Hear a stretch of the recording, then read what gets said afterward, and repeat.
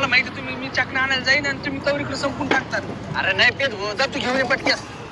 पाणी बॉटल दे छोटू. बघा मी उसराजी द्यायची नाही. अरे एक बोट बी पेत नाही, जा पटक्यात जा. जा भाऊ जा आणलो. जा भाऊ, जा, आण, जा, आण, आण.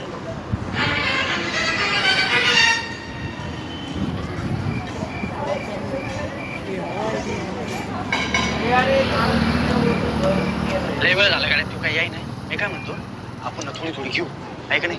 तो करंट आहे ना आपल्याला.